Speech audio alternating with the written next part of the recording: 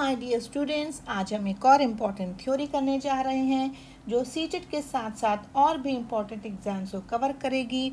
और ये है वाइगॉत्स्की की सोशियो कल्चरल थ्योरी, जिसे हम हिंदी में वाइगॉत्स्की का सामाजिक सांस्कृतिक सिद्धांत भी कहते हैं। इसका नाम सोशियो कल्चरल थ्योरी है, लेकिन ये बच्चे के कॉग्निटिव डेवलपमेंट से ही डील करती है।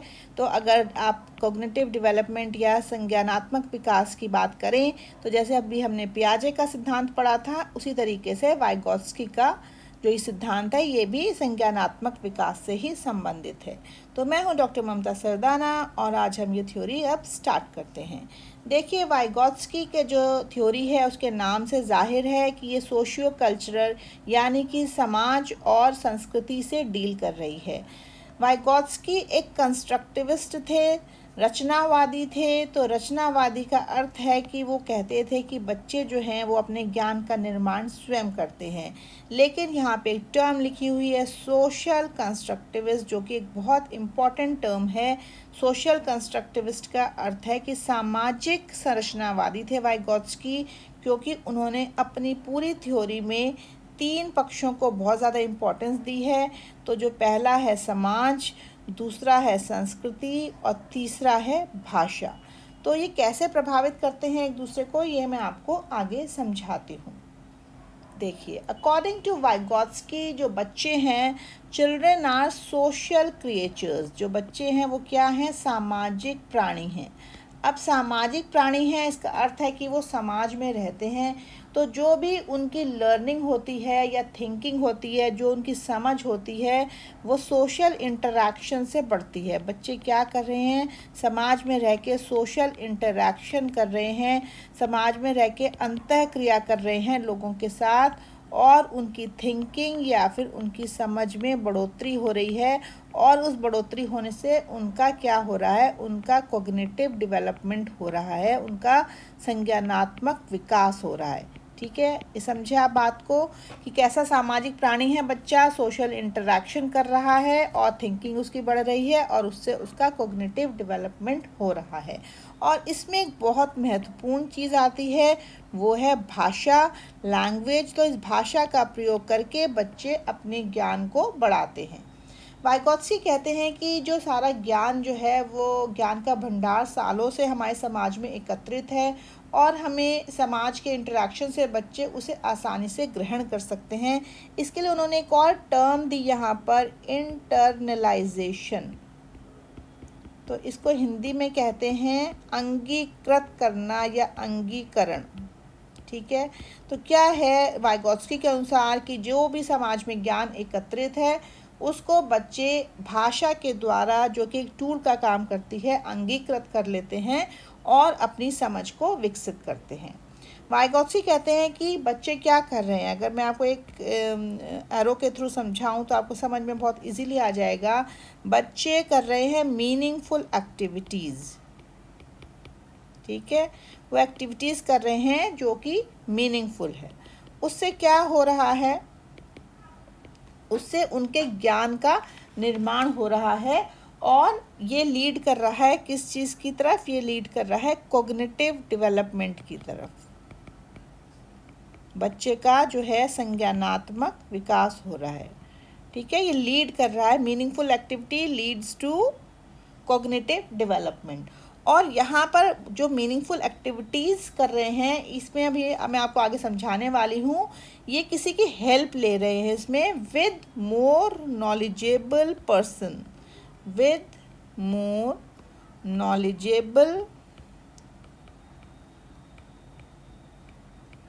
पर्सन्स। जो व्यक्ति उनसे ज़्यादा समझदार हैं उनकी मदद लेकर बच्चे क्या कर रहे हैं? मीनिंगफुल एक्टिविटीज़ कर रहे हैं और उससे उनका कॉग्निटिव डेवलपमेंट या फिर संज्ञानात्मक विकास हो रहा है।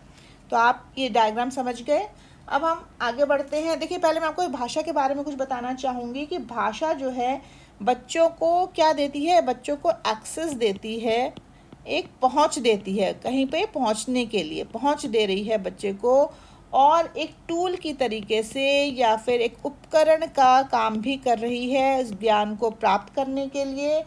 और क्या कर रही है, अपनी बच्चों की थिंकिंग को डेवलप कर रही है, हेल्प्स इन डेवलपिंग थिंकिंग। ठीक है, बच्चों को सोचने में मदद कर रही है। तो भाषा क्या कर रही है, भाषा एक एक्सेस प्रदान कर रही है, एक टूल का काम कर रही है और अल्टीमेटली बच्चे की थिंकिंग को बढ़ाने में मदद कर रही है। ठीक है, तो यहाँ पे देखिए, यहाँ पे एरो के थ्रू मैंने समझाया हुआ है कैसे कल्चर से, भाषा से थॉट्स बच्चे के डेवलप होते हैं। ओके, वाइगॉत्स्की की सोशियो कल्चरल थ्योरी की कुछ इम्पॉर्टेंट टर्म्स हैं जिनको हम अब समझेंगे। तो जो पहली टर्म है उसको हम कहते हैं ZPD। इसको मैंने यहाँ पे लिखा हुआ है, जोन ऑफ प्रॉक्सिमल डेवलपमेंट। इसको हिंदी में हम कहते हैं अनुमानित विकास का क्षेत्र। अनुमानित विकास का क्षेत्र का अर्थ है कि वो क्षेत्र जहाँ तक बच्चे का विकास संभव है। ठीक है, तो इसे हम कह रहे हैं ZPD या जोन ऑफ प्रॉक्सिमल डेवलपमेंट। देखिए, एक डायग्राम मैंने यहाँ पे बनाया है।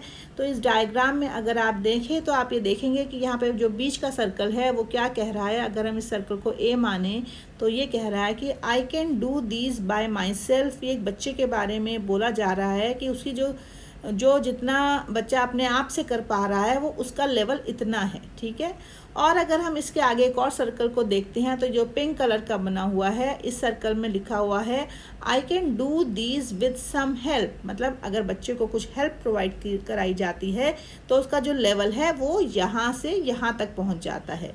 तो ये बच्चे का एक्चुअल पोटेंशियल है कि यहाँ तक उसमें कैपेबिलिटी है कि वो यहाँ तक अपने लेवल को पहुंचा सकता है। इसके बाद देखिए, ग्रे कलर का एक और सर्कल बना हुआ है जिसमें ये लिखा हुआ है कि I can't do these even with help. मतलब अगर बच्चे को हेल्प प्रोवाइड की जाए तभी भी वो यहाँ तक नहीं पहुँच सकता।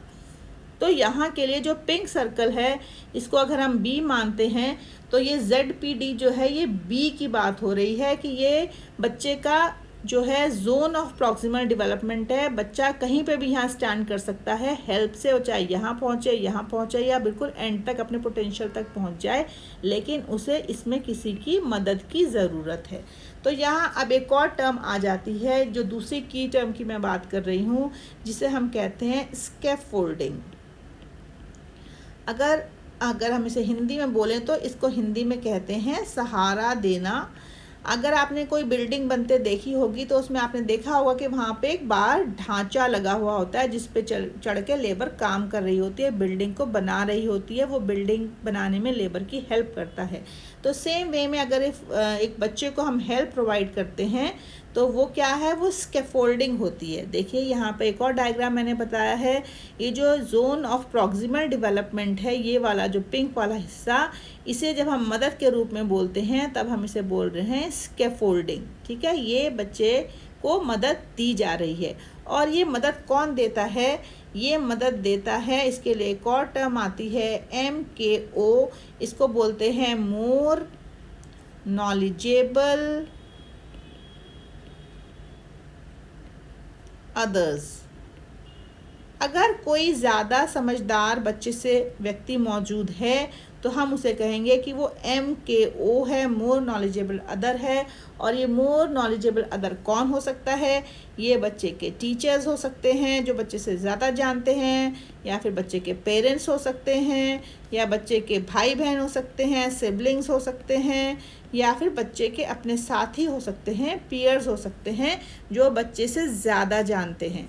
मान लीजिए कोई बच्चे का एक लेवल है मैथ्स में, उसने कोई प्रॉब्लम सॉल्व कर ली है। ठीक है, अगर उस प्रॉब्लम का